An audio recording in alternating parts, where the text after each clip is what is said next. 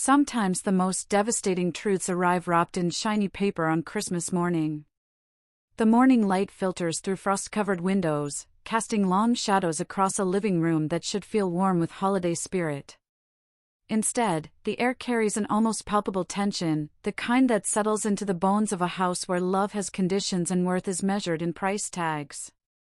This is the story of Sarah, a 34-year-old structural engineer who has spent her entire life believing she deserved the scraps that fell from her family's table of affection. Christmas morning in the Henderson household follows a script written over decades of carefully orchestrated favoritism. The artificial pine scent from the oversized tree mingles with the sound of wrapping paper being torn away to reveal gifts that tell a story deeper than any holiday tale. Sarah sits cross-legged on the hardwood floor, surrounded by the debris of what should be celebration, watching her 32-year-old sister Emma dance around the room with a set of BMW keys catching the light like tiny mirrors reflecting a truth Sarah has always known but never acknowledged. The gleaming white car sits in the driveway, adorned with a red velvet bow that probably cost more than what her parents spent on Sarah's entire Christmas. It's a monument to parental devotion, a four-wheeled declaration of which daughter matters more. Emma's squeals of delight echo through the room as their father beams with unfiltered pride, their mother clasping her hands beneath her chin as if witnessing something miraculous. The scene plays out like a well-rehearsed performance, everyone knowing their roles except Sarah, who has never quite figured out where she fits in this family production. Meanwhile, Sarah stares down at the object resting in her lap, a plastic piggy bank shaped like a cartoon character from a children's show she outgrew 25 years ago. The price tag they forgot to remove reads $1.99, a detail so perfectly emblematic of her place in this family that it would be comical if it weren't so devastating. The pig grins up at her with painted eyes, oblivious to the weight it carries as a symbol of systematic neglect disguised as practicality. Her mother's voice cuts through Emma's celebration, urging Sarah to open the bank's rubber stopper at the bottom. Sarah's fingers feel numb as she complies, watching two crisp $1 bills flutter out like autumn leaves finally giving up their grip on a dying branch. The silence that follows stretches like taffy, thick and uncomfortable, until her father fills it with words that land like small explosions in Sarah's chest. The announcement that this represents the start of her future home fund comes with a dismissive wave, accompanied by praise for her responsibility with money, unlike some people, he notes with a knowing wink at Emma. The casual cruelty of it takes Sarah's breath away, the suggestion that her frugality is somehow a character flaw that makes her deserving of less, while Emma's financial irresponsibility earns her a luxury car. The logic is so twisted that Sarah feels dizzy trying to follow it, like trying to read a map where all the roads lead nowhere. Emma drops onto the couch beside Sarah, her expensive perfume creating a cloud that seems to push all the oxygen from the room. The offer to drive Sarah around comes with patronizing gentleness, accompanied by a comment about Sarah's Toyota being on its last legs. The 7-year-old car that carried Sarah through mountain passes just yesterday, the vehicle she paid off herself 3 years ago through careful budgeting and sacrifice, suddenly becomes an object of pity in Emma's narrative. The Toyota that has been more reliable than any relationship in this room is dismissed as inadequate, a judgment that extends far beyond automotive preferences. Sarah's chest tightens as 34 years of similar moments crystallize in her mind with perfect, devastating clarity.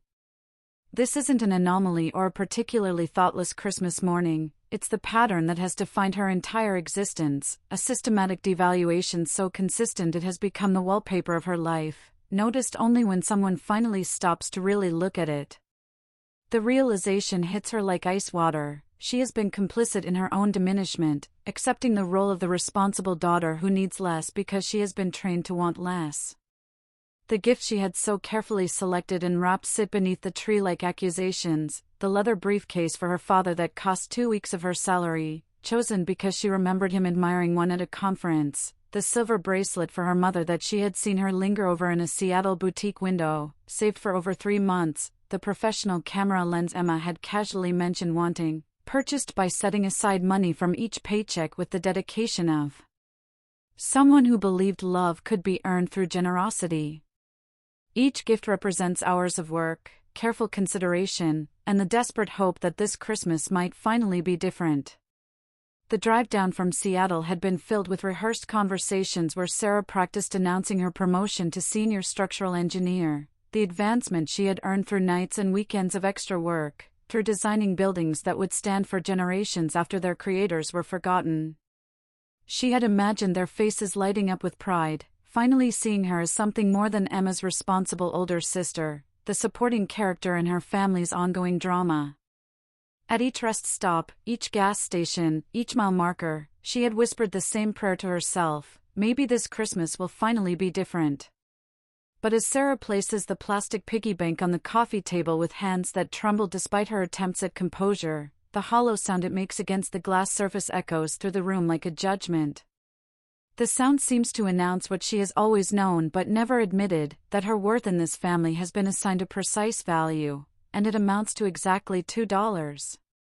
The excuse about needing the bathroom comes out in a voice that sounds like it belongs to someone else, someone braver or more broken, Sarah can't tell which.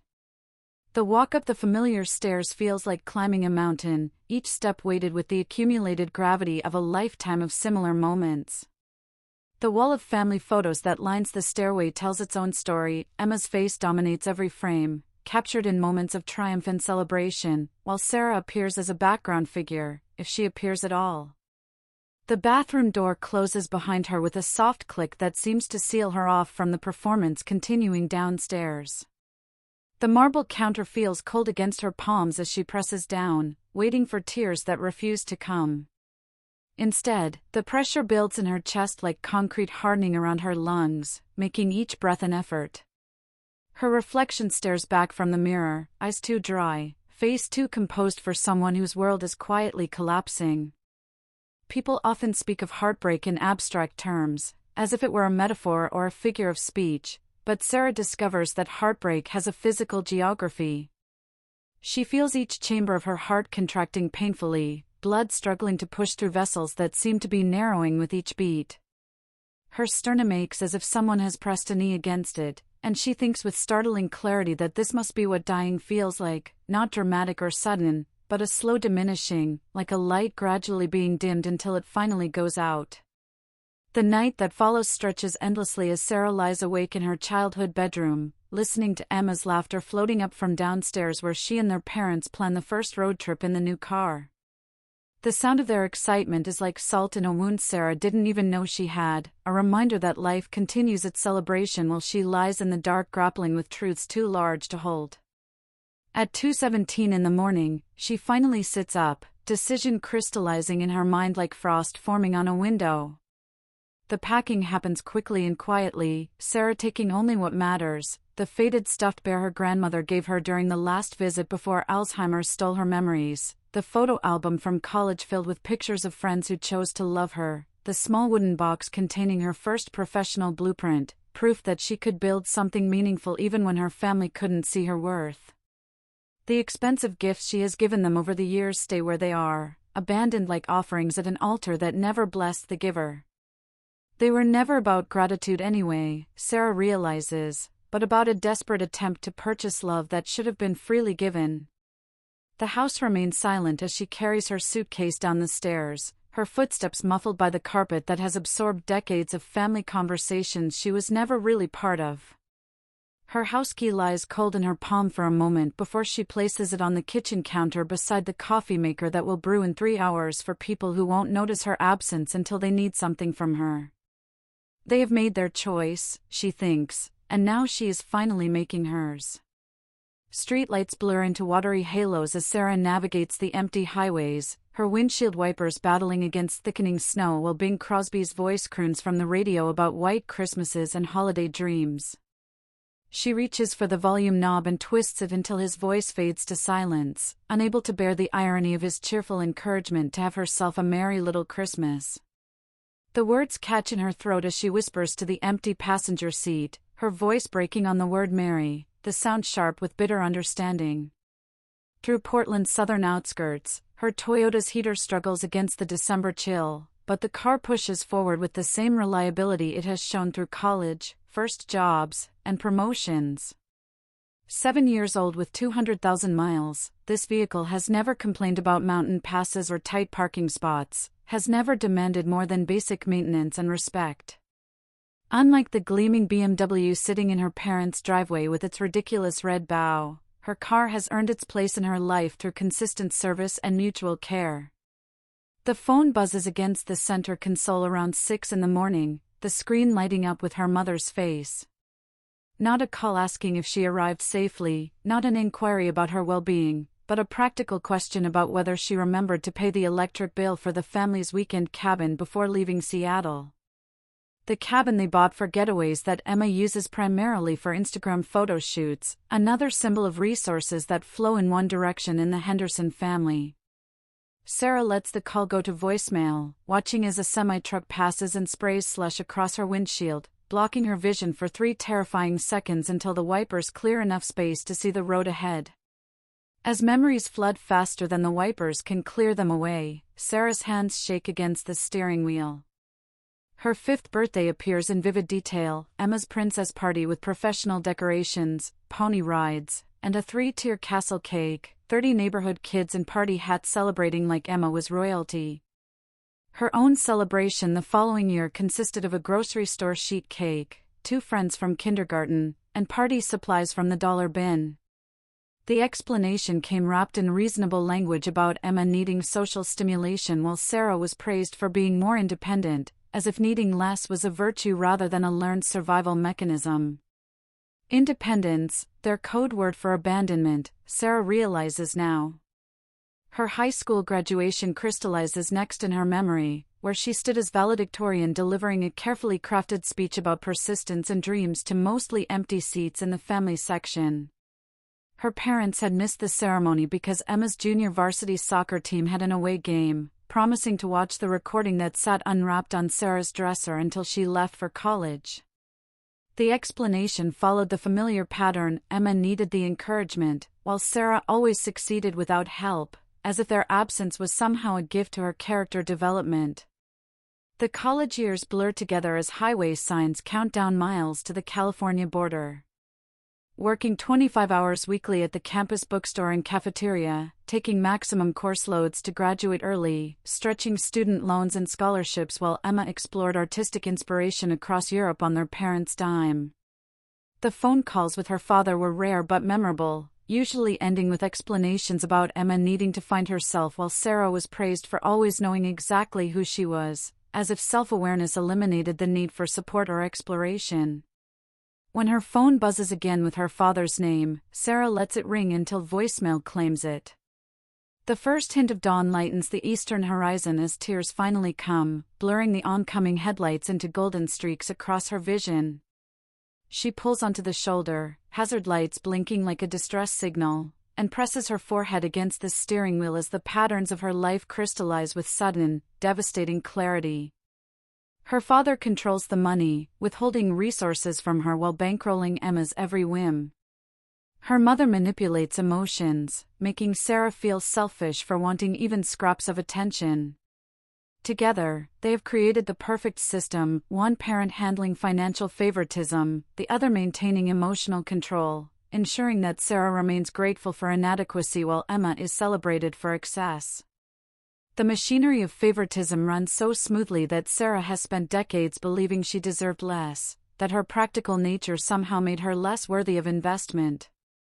The call that changes everything comes not from family but from Monica Perez, her college roommate turned lifelong friend. Her voice, warm and worried, fills the car through Bluetooth as she asks where Sarah is, offering sanctuary without questions or conditions. The concept of unconditional help feels so foreign that Sarah initially resists, trained by years of being the helper rather than the helped. But Monica's voice turns firm with a truth Sarah has never considered: she has spent her whole life being useful to others, perhaps it's time to let someone be useful to her. The drive to San Francisco becomes a pilgrimage toward a different way of existing in the world. By 7:30 in the morning, Sarah crosses the California state line, watching the welcome sign gleam in early sunlight like a promise of new possibilities. Her phone screen shows 17 missed calls and 32 text messages, a digital monument to the panic her absence has created. With deliberate motions, she turns off notifications from her parents and Emma, choosing silence over manipulation. The small roadside diner that appears ahead becomes a way station between her old life and whatever comes next. Inside, the warmth envelopes her like an embrace she didn't know she needed, coffee-scented air mixing with the sizzle of breakfast on a distant grill. The waitress, Gloria, appears with a coffee pot and the kind of weathered wisdom that comes from 40 years of serving coffee to people in various states of crisis. Her question about whether this is about family or a boyfriend cuts straight to the heart of Sarah's pain, and her response about blood making you related while love and respect making you family lands like a revelation. The breakfast special comes with extra bacon and a side of truth that Sarah has been hungry for her entire life. As she watches snowflakes dissolve against the window glass, Gloria's words echo in her mind like a mantra for the life she wants to build. For 34 years, she has been related to the Henderson family, but perhaps it's time to discover what being part of a real family feels like. 3 weeks later, Sarah sits in Monica's spare bedroom, painted a soft terracotta that catches the morning light in ways her Seattle apartment never did. Her laptop displays an email she has rewritten 14 times, requesting a transfer to the San Francisco office. The finger that clicks send moves with the authority of someone who has finally understood that she doesn't need permission to value herself, that her work record and reputation speak louder than family connections ever could. The approval arrives 3 hours later, as if the universe has been waiting for her to finally ask for what she deserves. Just like that, she discovers she has always been capable of creating her own path, that the limitations she accepted were imposed rather than inherent. Monica's celebration of this accomplishment comes without strings attached, without making it about herself or anyone else, a novel experience that brings tears to Sarah's eyes. The apartment Andrea shows her is small, 650 square feet with a kitchenette barely wide enough for a refrigerator, but the windows face west, catching afternoon sunshine that spills across hardwood floors like liquid gold. The emptiness feels intentional rather than impoverished, space to grow into rather than space to fill with distractions. The purchase of just a futon, a lamp, and a small desk represents a conscious choice to start fresh, to build something new from the foundation up. The pottery class Monica drags her to becomes a metaphor for her new life. The instructor, a woman with silver hair and paint-spattered overalls, offers guidance that extends far beyond clay shaping. Don't force it, listen to what it wants to become. Sarah's fingers tremble as they work the cool clay, feeling it yield and resist in equal measure, learning that creation requires both pressure and patience. By class end, she has produced a small, imperfect bowl with uneven edges that is hideous and beautiful and entirely hers, the first thing in her life that exists purely because she wanted it to exist.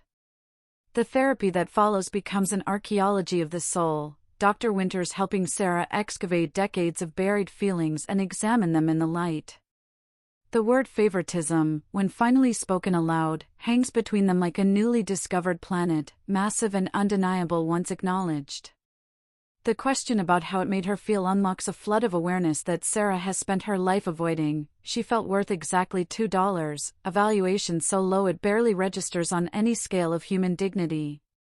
For weeks after Christmas, the first video call arrives like a test she didn't know she was prepared to take. Her parents' faces fill the screen, red with indignation and strategically dampened with tears, demanding explanations for her inconsideration in leaving without discussion. The old patterns pull at her with familiar gravity: apologize, placate, make it right, but Dr. Winters' voice echoes with stronger authority: your feelings are valid, their reactions belong to them, not you. The conversation that follows becomes a masterclass in boundary setting. Sarah's calm acknowledgement of needing space from feeling invisible, from being valued less than Emma, from trying to earn love that should have been freely given, lands like bombs in her parents' comfortable narrative. Their tears and anger confirm what she has always known: they can only love her when she plays the role they assigned her, and she is no longer willing to audition for a part that requires her to diminish herself. The weeks that follow bring rumors and stories that reach Sarah through professional networks and former colleagues. According to family lore, she has had a mental breakdown, is living in squalor, has joined a cult. Emma's Instagram becomes a gallery of concerned poses, filtered photos accompanied by vague references to family heartbreak and prayers for those struggling with mental health. The narrative they construct to explain her absence reveals more about them than it does about her. They cannot conceive of someone simply choosing to value themselves differently. Meanwhile, Sarah's new colleagues see only her work, the precision of her calculations, the innovation in her designs. When Emma appears unannounced at the office reception, Monica handles the situation with the protectiveness of someone who understands what Sarah has escaped. The boundary is maintained without drama or explanation, a simple declaration that uninvited visitors will find only unavailability. The therapy group that meets Wednesday evenings in a church basement that smells of coffee and old hymnals becomes Sarah's laboratory for understanding family dynamics. 8 strangers connected by similar wounds share insights that reframe her entire understanding of relationships. Raymond, a 60-year-old accountant who hasn't spoken to his brother in 20 years, offers wisdom that settles in her chest like truth. Family doesn't get a pass just because they're family. Love without respect isn't love, it's possession. 6 months after Christmas, Sarah's apartment has transformed into a home that reflects her actual preferences rather than her survival strategies. Pottery lines the windowsills, each piece more refined than the last, evidence of skills developed for joy rather than utility. The promotion to senior project manager comes with a raise that ends any lingering financial anxiety, proof that her worth in the professional world exceeds any valuation her family ever assigned her. On her bookshelf, the plastic piggy bank holds a place of honor, filled now with crisp $2 bills, one for each week of freedom. Not as punishment, but as reminder. Sometimes the smallest betrayals reveal the largest truths. The first holiday season approaches with both dread and relief, the absence of obligations to buy unappreciated gifts or maintain exhausting performances. Just Sarah in a space she has created, becoming someone she is finally learning to value. A month later, the ivory envelope that arrives in her mail feels like a landmine left over from a war she thought she had escaped. Cousin Vanessa's wedding invitation bears her name in swooping calligraphy, Sarah Henderson, no +1, just her expected to return to the fold unaccompanied and presumably chastened. For 3 days, it sits on her kitchen counter while she wrestles with the decision to attend. Dr. Winter's office becomes the testing ground for her resolve.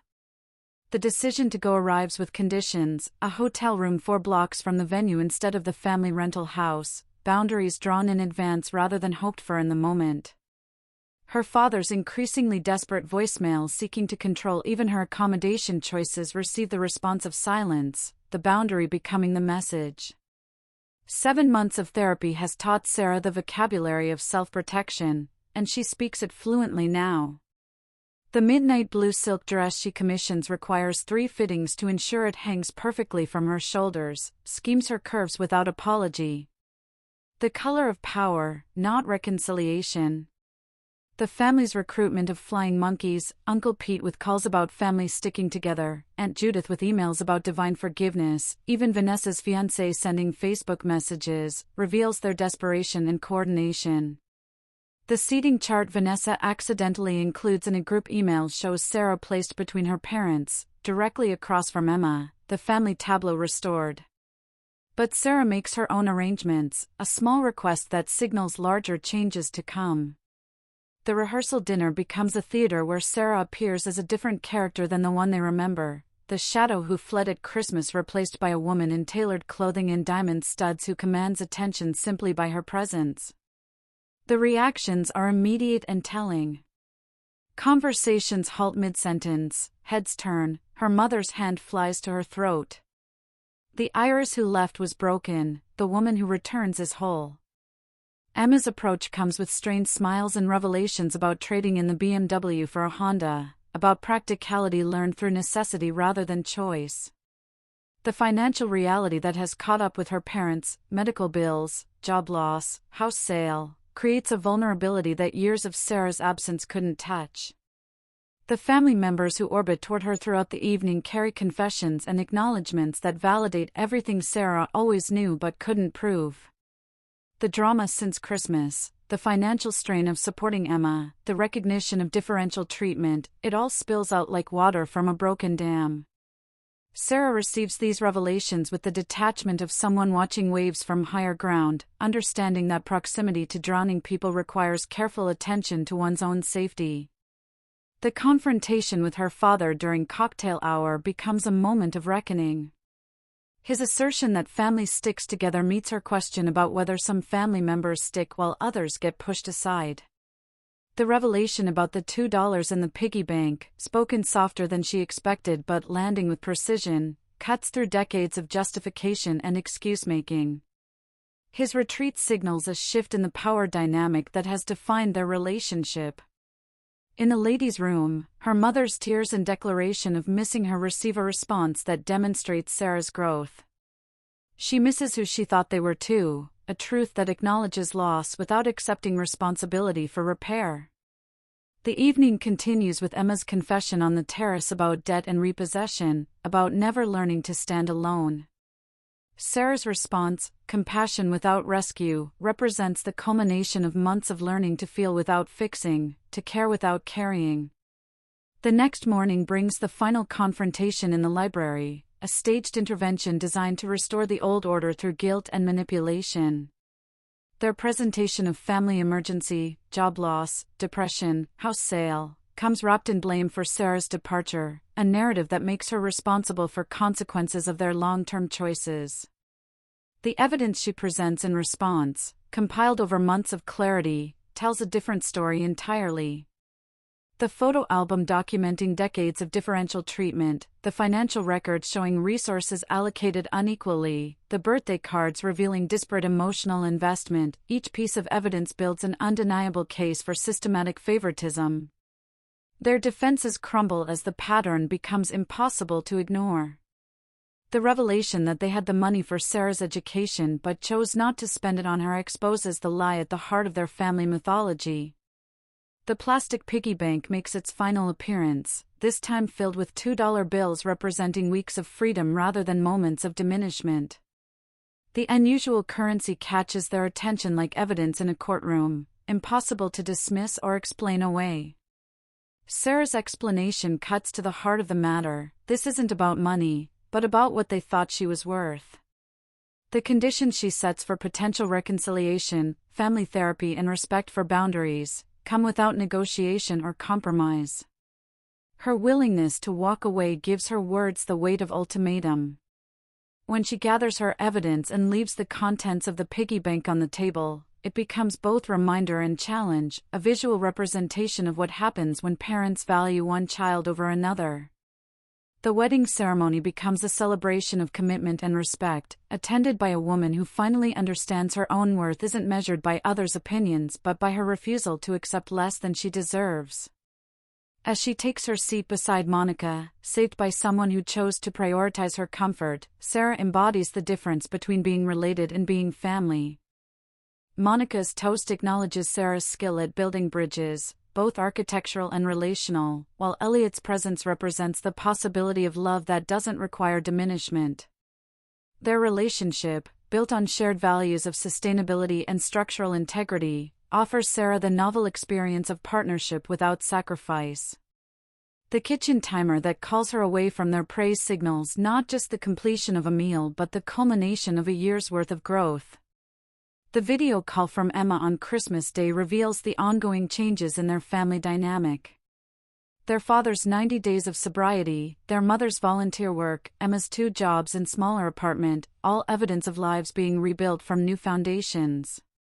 The communication happens within boundaries Sarah established, monthly calls that maintain connection without requiring submission.